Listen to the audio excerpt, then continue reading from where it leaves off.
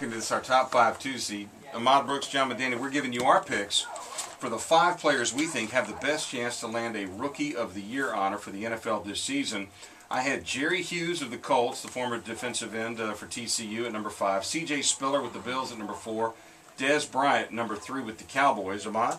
I had Jordan Shipley at number 5. Earl Thomas at number 4. He's already in the starting lineup.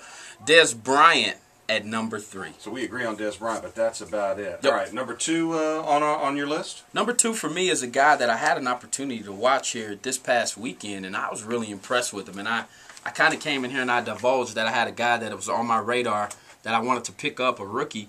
And it's Ryan Matthews, the running back, of course, for the San Diego Chargers. I'll never forget, I guess 2 years ago now when we first started doing this show, John Medani came in here and started bragging about Michael Turner and the type of fantasy football year he's going to have. And I was kind of like, yeah, okay, whatever, John. Long story short, he almost led the league in rushing his first year in Atlanta. And I just kind of looked at John like, okay. But this guy's a pounder. He's a very similar mold. He's a big body, and he's very physical. He finishes off runs. He's got great vision, but he's also got an ability to be elusive that I think a back's at his size, being a safety, makes it very difficult to defend and to tackle because you don't know whether you're going to come up and try to bring the wood with him, right, get a nice form tackle on him, or if he's going to make a move on you in the open field. And I do think he'll have his chances and opportunities because of Darren Sproles being the starter there. This guy hasn't proven yet that he can be a full-time back yet.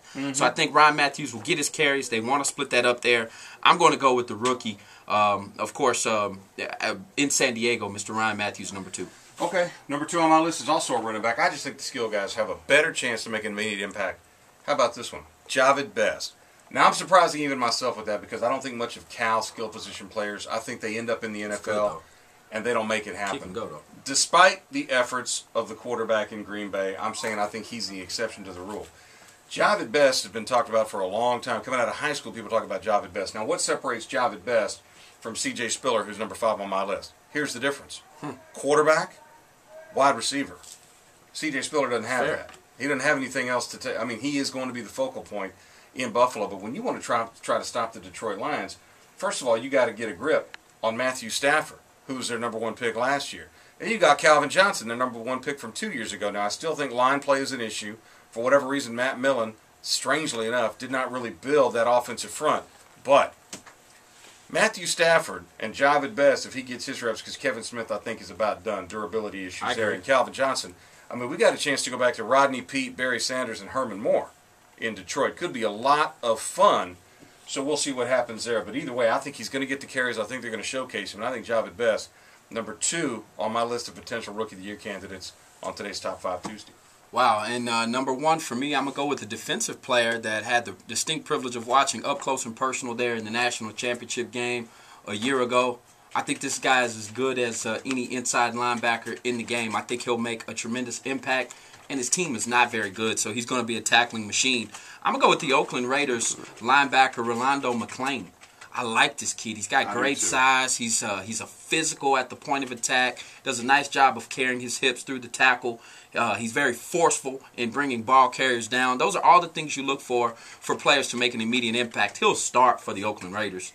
He was starting when they drafted him. I mean, that won't be the problem. I think the next thing, as far as his maturity is concerned, can he get a little help from players around him to prevent him from being double-teamed down there in the middle of that, all that junk that happens in the trenches? If he can, this guy will have 120 tackles this year, maybe even a couple picks, a couple passes batted down, and he will be the defensive player of the year at the end of the year. And it's not crazy to think a guy who won the Buckets a year ago, but it was also the SEC Defensive Player of the Year.